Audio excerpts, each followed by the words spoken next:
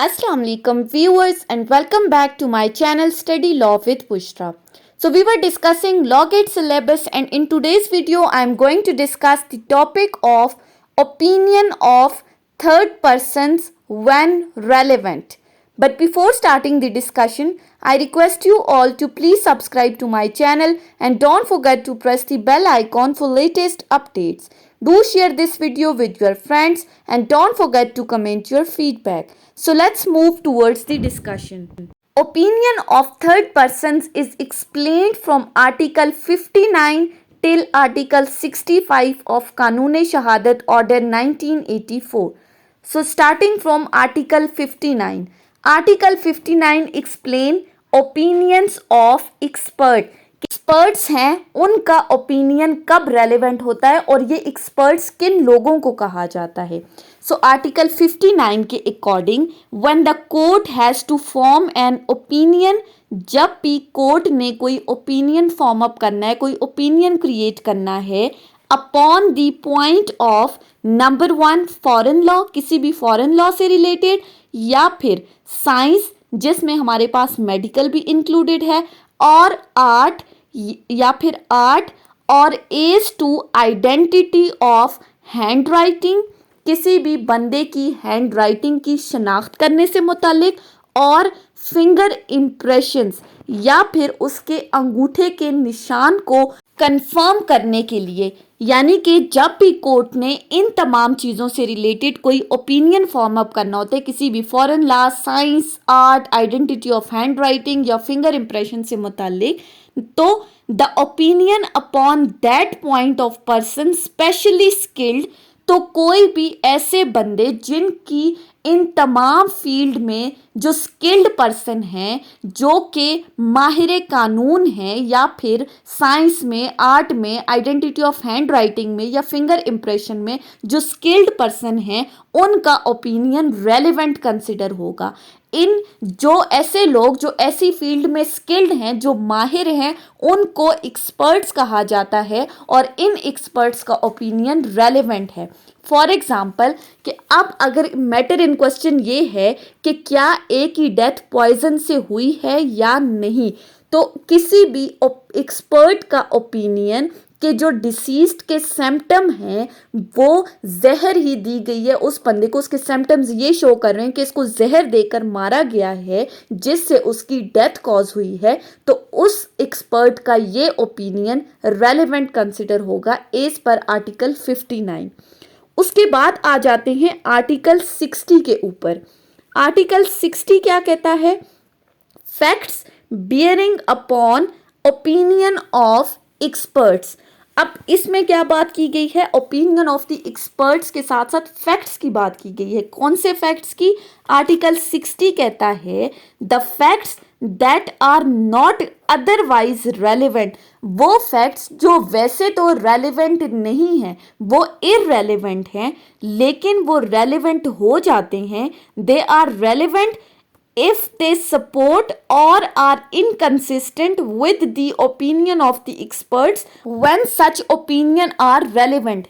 यानी कि ऐसे फैक्ट्स जो वैसे तो रेलेवेंट नहीं है लेकिन वो रेलेवेंट हो जाते हैं जब उनका ओपिनियन रेलेवेंट होता है, अगर वो उस ओपिनियन को सपोर्ट कर रहे हैं या फिर उस ओपिनियन ऑफ द एक्सपर्ट के साथ इनकंसिस्टेंट है, तो फिर वो फैक्ट्स भी रेलेवेंट हो जाते हैं. इसको हम एक एग्जाम्पल के थ्रू समझते हैं तो आपको इजीली समझ में आ जाएगा. फॉर एग्जाम्पल, अब मैटर इन क्वेश्चन ये है कि क्या एक कोई खास किस्म का जहर दिया गया था या नहीं, तो इस पर एक्सपर्ट कॉल किए गए, उनका ओपिनियन लेने के लिए कोर्ट ने कहा, तो उस एक्सपर्ट ने ये कहा कि इस खास किस्म के जहर से बाकी तमाम लोगों की भी डेथ हुई है और इस बंदे के सिम्टम्स भी यही शो कर रहे हैं जैसे बाकी तमाम लोगों की डेथ हुई थी. तो अब जो बाकी लोगों की डेथ हुई थी उनका इस केस के साथ कंसर्न नहीं है, लेकिन opinion of the expert relevant है. वो ये कह रहा है कि बाकी लोगों की डेथ भी इसी तरह के जहर से सेम सिम्टम्स के थ्रू हुई थी, तो इस ओपिनियन ऑफ द एक्सपर्ट के रेलेवेंट होने के साथ साथ ये फैक्ट भी रेलेवेंट हो गए हैं. उसके बाद आ जाते हैं आर्टिकल 61 के ऊपर. आर्टिकल 61 क्या कहता है? Opinion is to handwriting when relevant. अब यहाँ किसी बंदे की हैंड राइटिंग से मुतालिक अगर कोर्ट ने ओपिनियन फॉर्म अप करना है तो वो कब रेलिवेंट होंगी। सो आर्टिकल 61 कहता है when the court has to form an opinion as to the person, जब कोर्ट ने कोई ओपिनियन फॉर्म अप करना है, कोई ओपिनियन देना है किसी बंदे की कि फलां डॉक्यूमेंट उस बंदे ने लिखा है या साइन किया है, that whether such document was written or signed by that person, तो ऐसी सूरत में क्या होगा, that the opinion of any person acquainted with the hand writing of person by whom it is suppose to be written or signed is a relevant fact. तो किसी भी ऐसे बंदे का ओपिनियन जो कि उस बंदे की हैंड राइटिंग से वाकफियत रखता है, उसको पता है कि ये फलां डॉक्यूमेंट उस बंदे ने लिखा है या साइन किया है, तो उसका ये ओपिनियन इस जगह पर एक रेलेवेंट फैक्ट के तौर पर कंसिडर किया जाएगा। राइट, अब इसी आर्टिकल को आगे एक एक्सप्लेनेशन के साथ बताया गया है। अब उस एक्सप्लेनेशन में इस एक्वेंटेड वर्ड को डिफाइन किया गया है कि इस एक्वेंटेड वर्ड का क्या मतलब है। So explanation says a person is said to be acquainted with the hand writing of another person, कि एक बंदा दूसरे की हैंड राइटिंग से तभी वाकफियत रखता है when he has seen that person right, जब उसने उस बंदे को लिखते हुए देखा हो, और when he has received the document purporting to be written by that person in answer to the document written by himself, यानी जब उनके दरमियान कोई खास किस्म की खतो किताबत हुई हो कि एक बंदे ने एक दूसरे को लेटर लिखा हो, दूसरे ने उसके जवाब में कोई अपनी तरफ से लेटर लिख कर दिया हो, तो ऐसी सूरत में उसको उसकी हैंड राइटिंग का पता चल गया, और under his authority and address to that person, या फिर तीसरी सूरत में when in the ordinary course of business documents purporting to be written by that person have been habitually submitted to him, या फिर ऑर्डिनरी कोर्स ऑफ बिजनेस में उस बंदे ने दूसरे को कोई लेटर्स लिखे थे जिससे उसकी हैंड राइटिंग को आइडेंटिफाई कर सकता है। सो आर्टिकल 61 सिंपली क्या कहता है कि जब किसी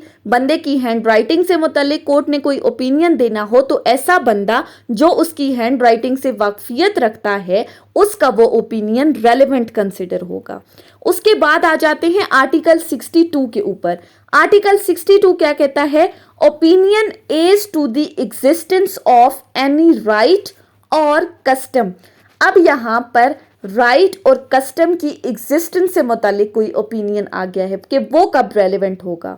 सो आर्टिकल 62 कहता है कि जब भी कोर्ट ने कोई ओपिनियन फॉर्म अप करना है, किससे related, as to the existence of any general custom और राइट, कि जब भी कोर्ट ने किसी जनरल कस्टम या राइट की एग्जिस्टेंस से मुतालिक कोई ओपिनियन फॉर्म अप करना है कि आया वो कस्टम या वो राइट एग्जिस्ट करता है या नहीं, तो ऐसी सूरत में the opinion is to the existence of such custom or right of the person who would be likely to know of its existence if it existed are relevant।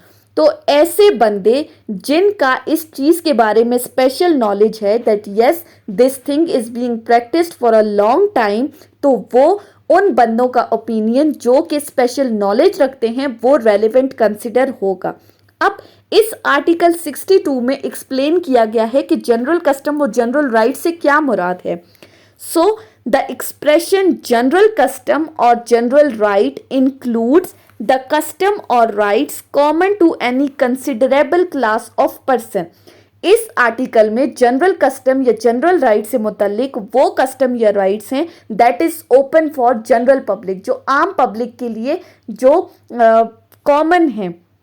अब for example the right of villagers, एक खास किस्म के village में villagers का ये right कि वो एक खास किस्म के जहाँ एक वेल से पानी ले सकते हैं, that is a general right with in the meaning of this article. उसके बाद आ जाते हैं आर्टिकल 63 के ऊपर।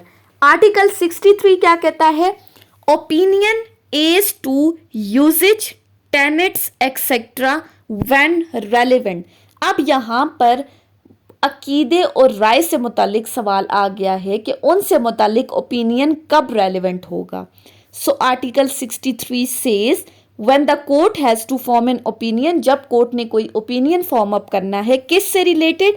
Number 1, the usages and tenets of any body of man और फैमिली, किसी भी फैमिली या किसी बंदे की यूजेज और टेनेट से मुतालिक कि ये ख़ास किस्म के अकीदे को प्रैक्टिस करते हैं उनसे मुतालिक, या फिर दूसरी चीज़ the constitution and government of any religious or charitable foundation, किसी रिलीजियस या चैरिटेबल फाउंडेशन के कॉन्स्टिट्यूशन या गवर्नमेंट से मुतालिक, या फिर तीसरी बात the meaning of the words or the term used in particular district or particular class of people, कि एक खास जिले के अंदर जो मखसूस लोगों के जो वर्ड्स वो यूज करते हैं उनके मीनिंग से मुतालिक अगर कोर्ट ने कोई ओपिनियन फॉर्म अप करना है तो ऐसी सूरत में उन लोगों का ओपिनियन जो कि इस चीज़ के बारे में स्पेशल नॉलेज रखते हैं वो रेलिवेंट कंसिडर किए जाएंगे अंडर आर्टिकल 63।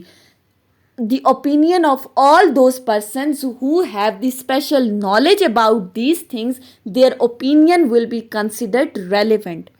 उसके बाद आ जाता है हमारे पास आर्टिकल 64। आर्टिकल 64 क्या कहता है? Opinion on relationship when relevant. अब यहाँ पर रिलेशनशिप से मुतालिक किसी भी किस्म के ओपिनियन को कब रेलिवेंट कंसिडर किया जाता है? सो आर्टिकल 64 कहता है when the court has to form an opinion as to the relationship of one person to another, जब कोर्ट ने ये ओपिनियन फॉर्म अप करना है कि इस एक बंदे का दूसरे बंदे के साथ क्या रिलेशनशिप है, इसका क्या रिश्ता है, then the opinion as to the existence of such relationship of any person who as a member of family or otherwise has a special means of knowledge on the subject expressed by the conduct is a relevant fact। तो किसी भी ऐसे बंदा जो कि उस relationship की existence से मुतालिक उस फैमिली का मेंबर होने की वजह से कोई नॉलेज रखता है या कोई भी ऐसा बंदा जो इस चीज़ के बारे में स्पेशल नॉलेज रखता है, या फिर वो दोनों पर्सन्स अपने कंडक्ट से ये चीज़ एक्सप्रेस कर रहे हैं कि उनका रिलेशनशिप क्या है, तो उन बंदों का ओपिनियन रेलेवेंट कंसिडर होगा। सिंपली आर्टिकल में क्या कहा गया है कि जब भी किसी बंदे के रिलेशनशिप से मुतालिक कोर्ट ने कोई ओपिनियन फॉर्म अप करना है तो कोई ऐसा बंदा जो उस फैमिली का मेंबर है जिसको उस रिलेशनशिप की एग्जिस्टेंस के बारे में पता है उसका ओपिनियन, या फिर कोई ऐसा बंदा जिसको इस चीज़ के मुतालिक स्पेशल नॉलेज है उसका ओपिनियन भी रेलेवेंट कंसिडर होगा।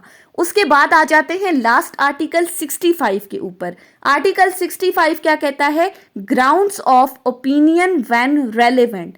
अब इस आर्टिकल में ग्राउंड्स ऑफ ओपिनियन की बात की गई है कि वो कब रेलेवेंट होंगे। Article states that whenever the opinion of any living person is relevant, the ground on which such opinion is based are also relevant। कि जब भी किसी केस में किसी बंदे का ओपिनियन रेलेवेंट कंसिडर होगा तो उस सूरत में वो ग्राउंड्स जिन पर वो ओपिनियन बेस करता है, जिनको बुनियाद बनाकर वो ओपिनियन दिया गया है, वो भी रेलेवेंट कंसिडर होंगे।